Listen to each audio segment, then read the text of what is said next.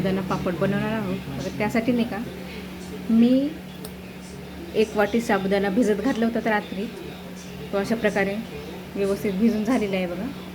असं दबतोय पण आहे बघा, व्यवस्थित फुललेला आहे. साबुदाणा करण्यासाठी कसा भिजतो त्याच प्रकारे व्यवस्थित असा भिजून घ्यायचा. आपली 1 वाटी साबुदाणा आहे तर त्यानुसार नाही का तिप्पट पाणी घ्यायचं. तर एक पातेल्यात मी तिप्पट पाणी टाकलेलं आहे. मस्त याला उकळी आलेली आहे.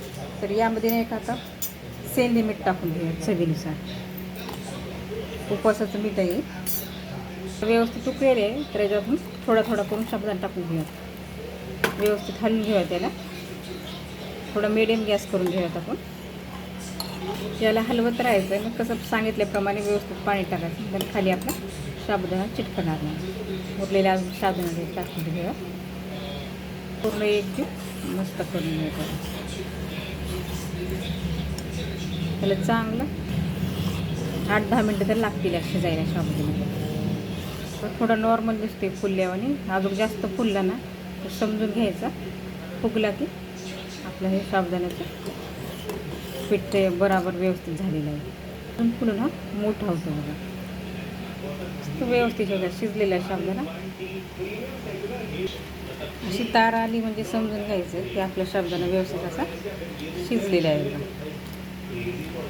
आता अशी एक मधात तार येते बघा. तर आपला शिजलेला आहे साबुदाणा. तर आपण गॅस बंद करून घेऊया. तर एक कापड घेतलेलं आहे मस्त आहे कॅरी बॅग. तर त्याच्यावर टाकायचं आहे असं. येऊन आता मी फॅनच्या खालीच करते. 1 दिवस लागेल याला वाळायला. तुम्हाला हवं असल्यास हे उन्हात ते टाकू शकता. आणि 1 दिवस सुकलं ना फॅन खाली तर याला ऊन द्या. म्हणजे काय जास्त दिवस टिकतात.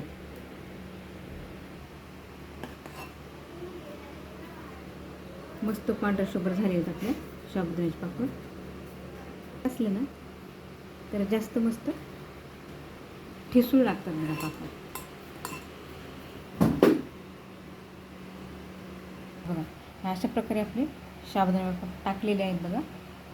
मस्त व्यवस्थित पांढरे शुभ्र ट्रान्सपरंट झालेले आहेत. मी टाकताना नाही का व्यवस्थित त्याचं पाण्याचं प्रमाण घ्यायचं. एकदम व्यवस्थित परफेक्ट आपले साबुदाणा पापड तयार होतील.